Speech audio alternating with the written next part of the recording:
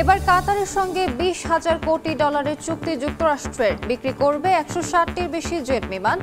ইরানের সঙ্গে পরমাণু ইস্যুতে সহযোগিতা করবে দোহা, আশা ট্রাম্পের। সিন্ধু পানি চুক্তি ভঙ্গ না করতে মোদীকে সতর্ক করলেন শাহবাজ। সংঘাতের পথ বেছে নিলে পাল্টা আঘাতে ধ্বংস হবে ভারত, হুঙ্কার পাকিস্তানের প্রধানমন্ত্রীর। অরুণাচল ইস্যুতে আবারও উত্তপ্ত চীন ভারত সম্পর্ক। 27টি স্থানের নতুন নামকরণ করায় বেজিংয়ের ওপর ক্ষুব্ধ নয়াদিল্লি, প্রদেশটিকে নিজেদের অবিচ্ছেদ্য অংশ দাবি। এবং হচ্ছে না জেলেনস্কি পুতিনের বৈঠক, রুশ প্রেসিডেন্টের পরিবর্তে থাকছেন উপদেষ্টা। যুক্তরাষ্ট্রের আপত্তিতে ন্যাটো সম্মেলনেও ডাক পান ইউক্রেনের প্রেসিডেন্ট।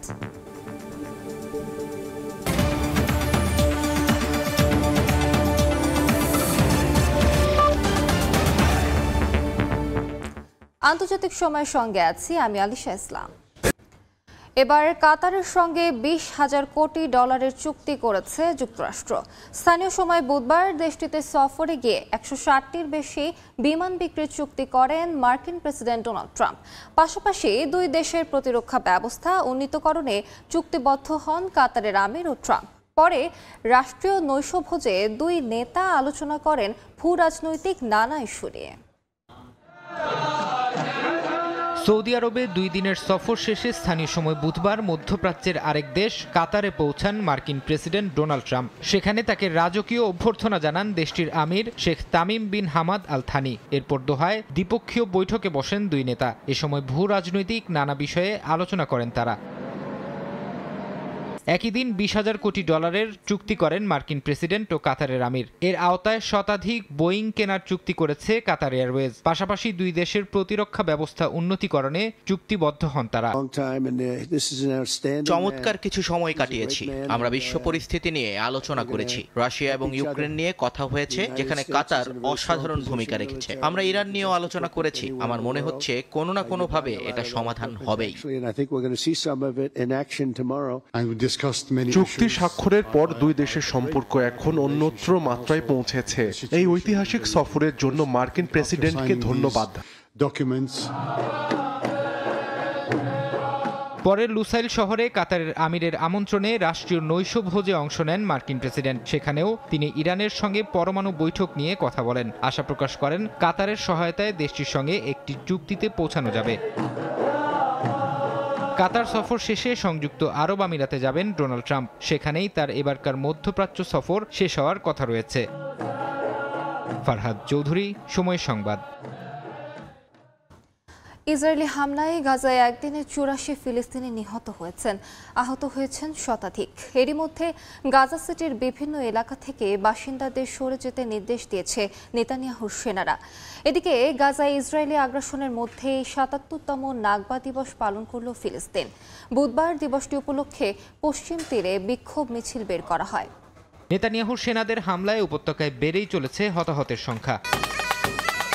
গাজায় চলমান ইসরায়েলি আগ্রাসনের মধ্যেই 77তম নাকবা বা বিপর্যয়ের দিবস পালন করেছেন ফিলিস্তিনিরা। বুধবার পশ্চিম তীরের রামাল্লা শহরের রাস্তায় নামেন হাজারো মানুষ। ফিলিস্তিনের জাতীয় পতাকা হাতে ইসরায়েলি হামলা ও দখলদারিত্বের প্রতিবাদ জানান তারা।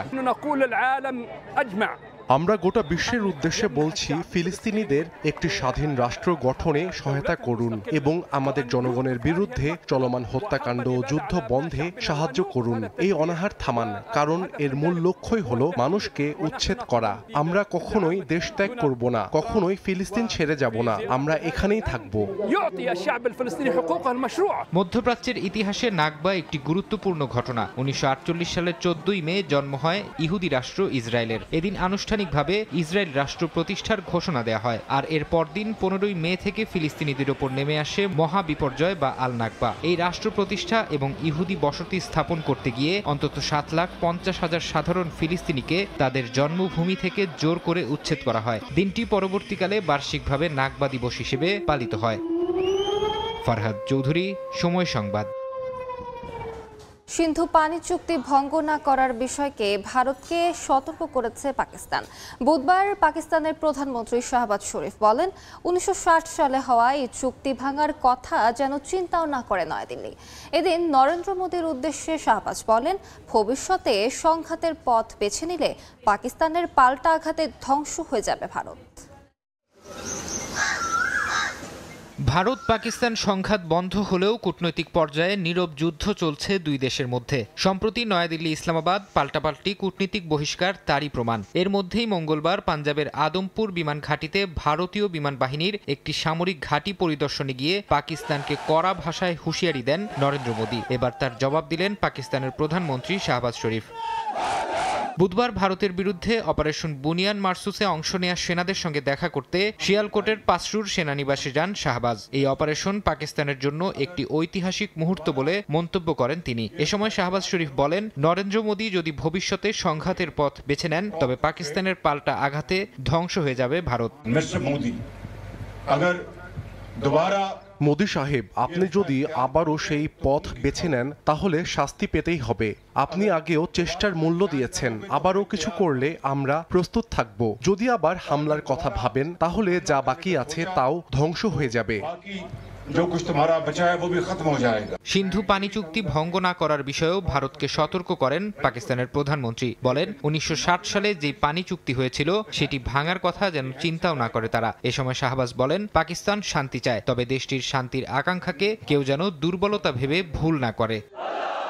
ফরহাদ চৌধুরী, সময় সংবাদ। পাকিস্তানকে সমর্থনের অভিযোগে তুরস্ক ও আজারবাইজানের পণ্য বয়কট শুরু করেছে ভারতের ব্যবসায়ীরা। রাজস্থানের উদয়পুরে তুর্কি মার্বেল আমদানিতে দেয়া হয়েছে নিষেধাজ্ঞা, আর মহারাষ্ট্রে বন্ধ করা হয়েছে তুর্কি আপেলের বিক্রি। এ নিয়ে কড়া বার্তা দিয়েছে অল ইন্ডিয়া ট্রেডার্স কনফেডারেশন। ভারতের উদয়পুরের মার্বেল কারখানায় চলছে পাথর কাটা ও পলিশিং এর কাজ। তবে তুরস্ক থেকে আমদানি করা মার্বেলের গন্তব্য এখন বাতিলের তালিকায়। ভারত পাকিস্তান সীমান্তে কয়েকদিনের সংঘর্ষে বহু বেসামরিক নাগরিকের প্রাণহানির পর দুই দেশের মধ্যে যুদ্ধবিরতি হলেও কূটনৈতিক উত্তেজনা মাত্রায়। অভিযোগ উঠেছে পাকিস্তানের পাশে অবস্থান নিয়েছে তুরস্ক ও আজারবাইজান, আর তারই প্রতিবাদে দেশব্যাপী তুরস্কের পণ্য বর্জনের ডাক দিয়েছে অল ইন্ডিয়া ট্রেডার্স কনফেডারেশন ও রাজস্থানের মার্বেল ব্যবসায়ীরা। তুরস্ক আর আজারবাইজান ভারতের অর্থনীতির উপর অনেকটা নির্ভরশীল। এখন যদি তারা পাকিস্তানকে সমর্থন করে তাহলে ভারতীয় ব্যবসায়ীদের থেকে কোনো সহযোগিতা পাবে না। তুরস্কের ভারত বিরোধী অবস্থানের কারণে আমাদের কমিউনিটি সিদ্ধান্ত নিয়েছে দেশটিতে তৈরি কোনো পণ্য আর আমদানি করা হবে না। তুরস্কের পণ্যের বাজার হারানোর চিত্র মিলেছে মহারাষ্ট্রের পুনেতেও। আগে যেখানে প্রতিদিন হাজার হাজার কেজি তুরস্কের আপেল বিক্রি হতো, এখন তার অর্ধেকও বিক্রি হচ্ছে না। আগে প্রতিদিন 1000 থেকে 2000 বাক্স বিক্রি হতো, এখন তার অর্ধেকও বিক্রি হচ্ছে না। প্রচুর স্টক জমে গেছে। এমনকি তুরস্কের ডিসকভার দ্য পোটেনশিয়াল প্রচারণা থমকে গেছে ভারতের বাজারে।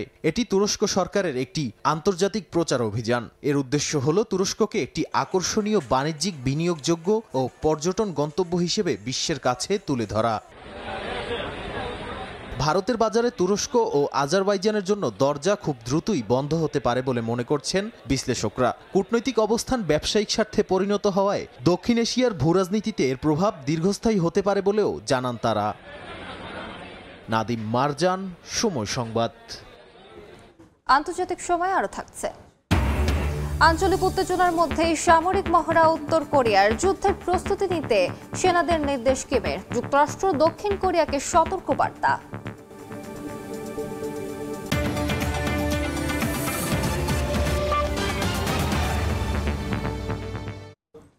অরুণাচল প্রদেশের 27টি স্থানের নতুন নামকরণ নিয়ে চীন ভারত উত্তেজনা বেড়েছে। বুধবার ভারতের পররাষ্ট্র মন্ত্রণালয় চীনের দেয়া নাম প্রত্যাখ্যান করেছে।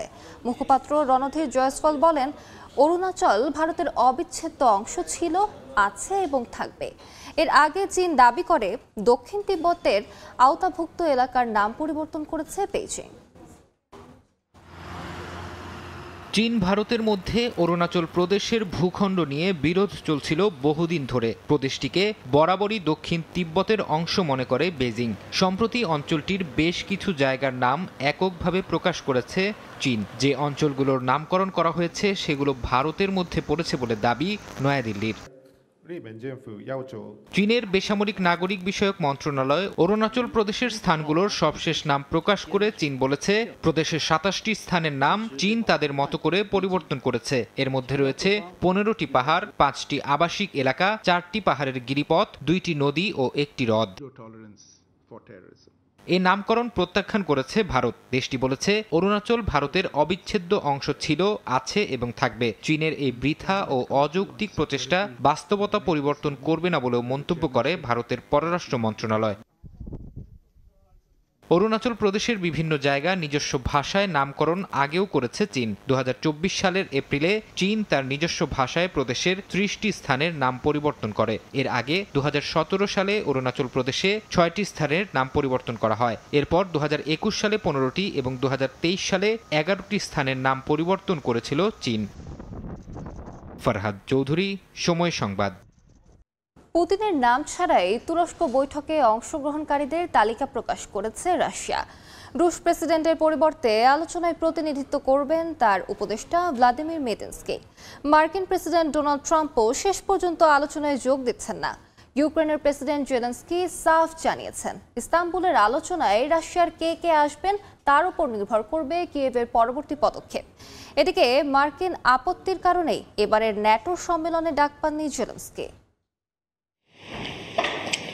সম্প্রতি যুদ্ধবন্ধে ইউক্রেনের সঙ্গে সরাসরি আলোচনার প্রস্তাব দেন রুশ প্রেসিডেন্ট ভ্লাদিমির পুতিন। ইউক্রেনের প্রেসিডেন্ট এ প্রস্তাবে রাজি হলে আলোচনার স্থান হিসেবে বেছে নেওয়া হয় তুরস্কের ইস্তাম্বুল। তবে নিজে প্রস্তাব দিয়ে নিজেই আলোচনায় থাকছেন না রুশ প্রেসিডেন্ট। স্থানীয় সময় বুধবার ইস্তাম্বুলের আলোচনার জন্য প্রতিনিধি দলের তালিকা প্রকাশ করে ক্রেমলিন। সেই তালিকায় নেই পুতিনের নাম। রুশ প্রেসিডেন্টের পরিবর্তে আলোচনায় প্রতিনিধিত্ব করবেন তারই উপদেষ্টা ভ্লাদিমির মেদিনস্কি। এর আগে ইউক্রেনের প্রেসিডেন্ট আলোচনায় বসার জন্য শর্ত হিসেবে পুতিনের উপস্থিতির আহ্বান জানান। ক্রেমলিনের এমন সিদ্ধান্তে জেলেনস্কির আলোচনায় অংশগ্রহণ নিয়ে তৈরি হয়েছে সন্দেহ। যদিও তুরস্কের প্রেসিডেন্ট রিসেপ তাইপ এরদোয়ানের সঙ্গে সাক্ষাৎ করতে আঙ্কারায় যাবেন জেলেনস্কি, কিন্তু বৈঠকে অংশ নেবেন কিনা তা এখনও নিশ্চিত নয়। বুধবার এক সান্ধ্যকালীন ভাষণে জেলেনস্কি জানান, গণমাধ্যমে পুতিনের বৈঠকে অংশ নেওয়া নিয়ে যেসব তথ্য পাওয়া যাচ্ছে সেগুলো ইতিবাচক নয়। এই সময় তিনি আবারও বলেন, বৈঠকের আগে রাশিয়ার গড়িমসি প্রমাণ করে দেয় যে তারা শান্তি চায় না। এই যুদ্ধ কেন শুরু, কেন চলছে, সব উত্তর মস্কোর কাছে আছে। আর এর শেষ কোথায় তা নির্ভর করছে বিশ্ব নেতাদের উপর। আলোচনায় প্রস্তুত ইউক্রেন, মুখোমুখি হতে কোনো ভয় নেই আমাদের। এই আলোচনায় অংশ নেওয়ার বিষয়ে আগ্রহ প্রকাশ করেছিলেন মার্কিন প্রেসিডেন্ট ডোনাল্ড ট্রাম্প। তুরস্কের বৈঠক তার উদ্যোগেই হচ্ছে বলে দাবি করেন তিনি। তবে অবশেষে হোয়াইট হাউস থেকে জানানো হয়েছে, আলোচনায় যোগ দিতে তুরস্কে যাবেন না ট্রাম্প, বরং মার্কো রুবিওর নেতৃত্বে উচ্চ পর্যায়ে প্রতিনিধি দল যোগ দেবে। এদিকে আগামী মাসে নেদারল্যান্ডসে অনুষ্ঠেয় ন্যাটো সামিটে ইউক্রেনের সদস্যপদ এজেন্ডায় না থাকার ইঙ্গিত মিলেছে। মার্কিন আপত্তির কারণেই জেলেনস্কিকে এবারের সম্মেলনে আমন্ত্রণ জানানো হয়নি বলে খবর প্রকাশ করেছে আন্তর্জাতিক গণমাধ্যম। জানা গেছে, কিয়েভকে এ মুহূর্তে ন্যাটোর সদস্যপদ দিতে আগ্রহী নয় ওয়াশিংটন। মালিহা সুহরওয়ার্দী, সময় সংবাদ। যুদ্ধের প্রস্তুতি নিতে সেনাদের নির্দেশ দিয়েছেন উত্তর কোরিয়ার সর্বোচ্চ নেতা কিম জং উন। সামরিক বাহিনীর মহড়ায় উপস্থিত থেকে নির্দেশ দেন তিনি। বিশ্লেষকরা বলছেন, যুক্তরাষ্ট্র ও দক্ষিণ কোরিয়াকে সতর্ক বার্তা দিতেই মহড়া চালিয়েছে উত্তর কোরিয়া। সাঁজোয়া যান, ট্যাঙ্ক ও বিশেষ বাহিনীর সমন্বয় চলছে মহড়া। ট্যাঙ্ক ফায়ারিং, নদী পারাপার, র্যাপেলিং ও আক্রমণাত্মক কর্মকাণ্ডের মধ্য দিয়ে সামরিক সক্ষমতা প্রদর্শনের চেষ্টা ছিল স্পষ্ট। উত্তর কোরিয়ার কৌশলগত প্রশিক্ষণের দৃশ্য সম্প্রচার করেছে কেসিআরটি। দাবি করা হয়, দেশটির সর্বোচ্চ নেতা কিম নিজে উপস্থিত ছিলেন অবজারভেশন পোস্টে। এই মহড়ার মধ্য দিয়ে কিমের কণ্ঠে ফের শোনা গেল যুদ্ধ প্রস্তুতির হুঙ্কার। রাষ্ট্রীয় টেলিভিশনে সম্প্রচারিত খবরে জানানো হয়, বর্তমান পরিস্থিতিতে বিপ্লবী বাহিনীর সবচেয়ে গুরুত্বপূর্ণ দায়িত্ব হল যুদ্ধের জন্য পূর্ণ প্রস্তুতি সম্পন্ন করা। সামরিক মহড়া দিয়ে যুক্তরাষ্ট্রকে শক্তিশালী বার্তাও দিয়েছেন কিম। সম্প্রতি তিনি বলেন, যুক্তরাষ্ট্র যদি রাশিয়ার বিরুদ্ধে সামরিক উস্কানি চালিয়ে যায় তাহলে উত্তর কোরিয়া শক্তি প্রয়োগে পিছপা হবে না। বিশ্লেষকদের মতে যুক্তরাষ্ট্র দক্ষিণ কোরিয়াকে সতর্ক বার্তা দেওয়ার পাশাপাশি রাশিয়ার সঙ্গে ক্রমবর্ধমান সামরিক ঐক্যের ইঙ্গিত দিতেই এ মহড়া। ওয়াশিংটনের দৃষ্টিতে এটি বাড়তি উত্তেজনার ইন্ধন, বিশেষ করে ইউক্রেন যুদ্ধ ও ইন্দো প্যাসিফিক নিরাপত্তা জোটের প্রেক্ষাপটে। নাদিম মারজান, সময় সংবাদ। আন্তর্জাতিক সময় আরো থাকছে। ভয়াবহ নাশকতা থেকে বেঁচে গেল জার্মানি। মালবাহী যানবাহনে বোমা হামলার পরিকল্পনাকারী সন্দেহে 3 ইউক্রেনীয় আটক, বিস্ফোরক উদ্ধার। চীনের রাজধানী বেইজিং সহ আশপাশের শহরগুলোতে বজ্রঝড় ও শিলাবৃষ্টি হয়েছে, তবে এই ঘটনায় কোনো হতাহতের খবর মেলেনি। পরিস্থিতি নিয়ন্ত্রণেই রয়েছে বলে জানায় বেইজিং ফায়ার সার্ভিস।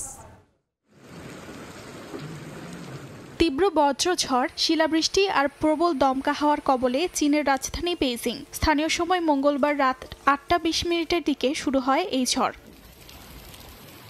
তবে বজ্রঝড় ও শিলাবৃষ্টির কারণে বড় ধরনের কোনো দুর্ঘটনার খবর মেলেনি। পরিস্থিতি নিয়ন্ত্রণেই রয়েছে বলে জানায় বেইজিং ফায়ার সার্ভিসের এক কর্মকর্তা।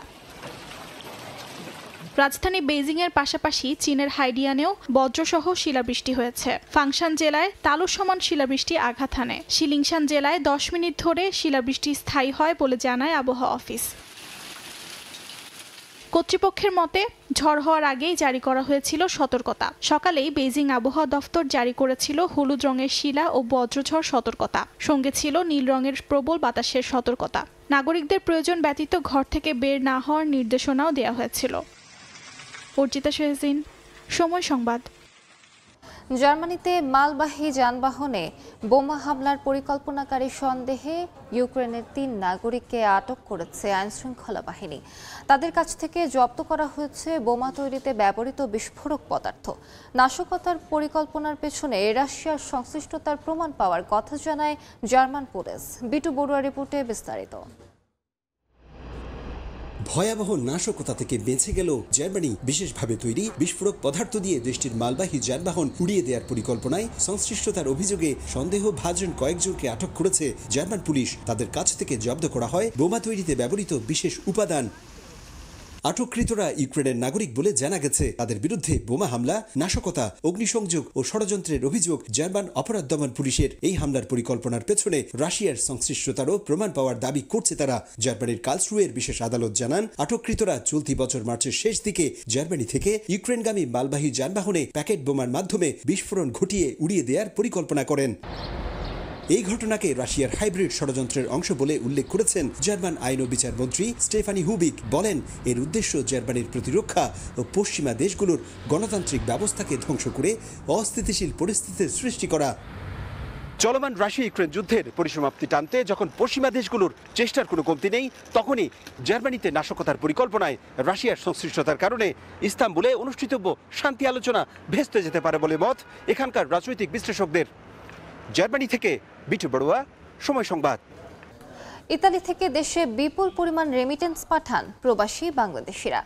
দেশটির কেন্দ্রীয় ব্যাংকের রিপোর্ট বলছে, চলতি বছর দেশে পাঠানো রেমিটেন্সের পরিমাণ 2 বিলিয়ন ইউরো ছাড়িয়ে যেতে পারে, যা দেশের অর্থনীতির চাকা সচলে ভূমিকা রাখবে বলে আশা করছেন ব্যবসায়ী নেতারা।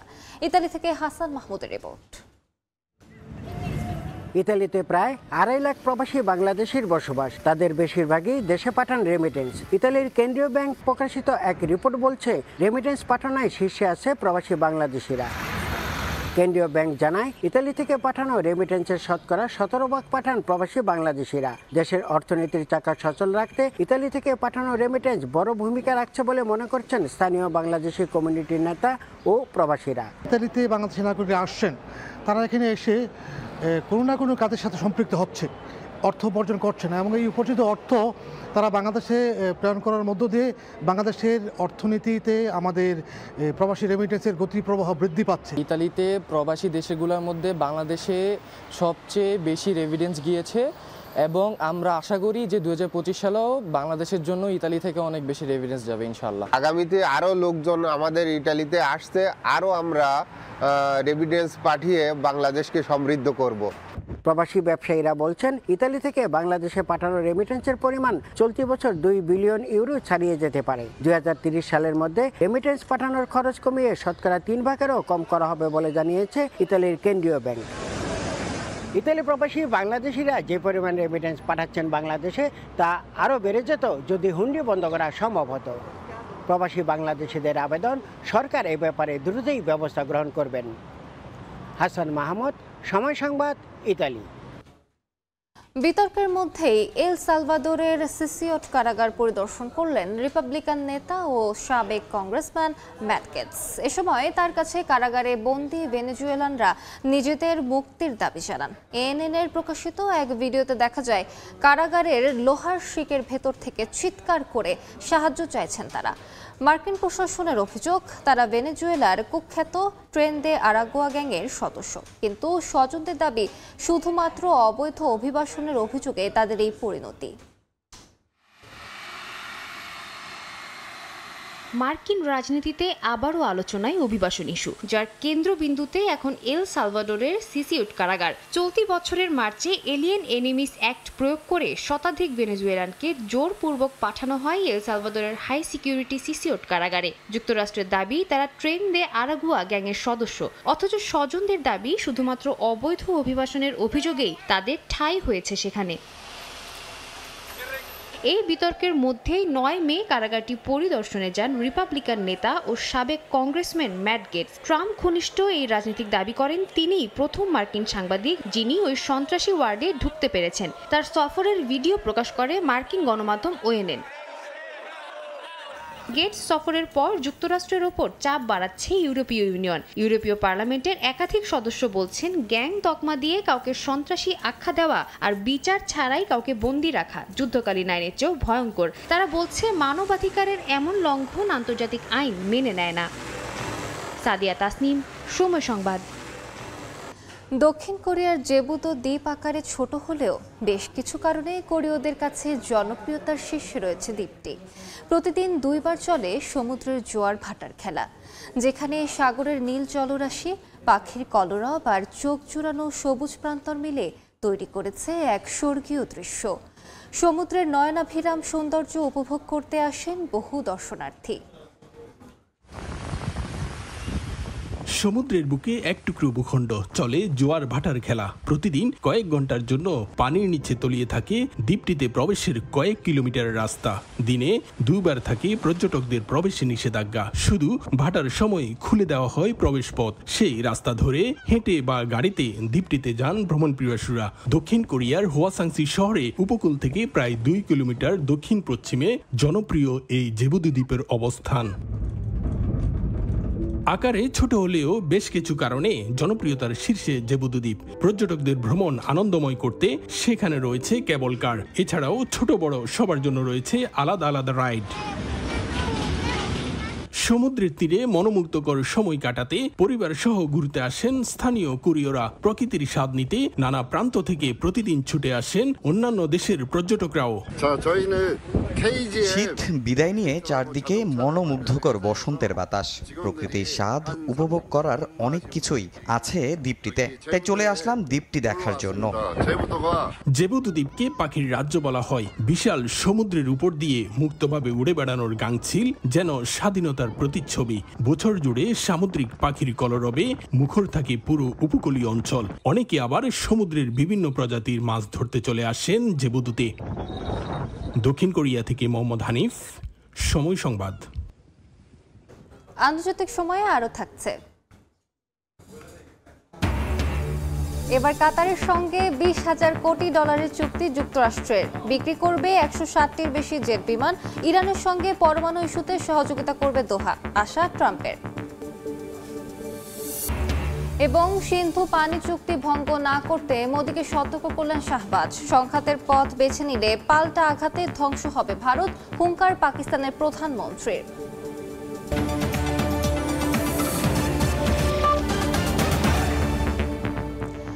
এ ছিল আন্তর্জাতিক সময়। সঙ্গে থাকুন সময়ের।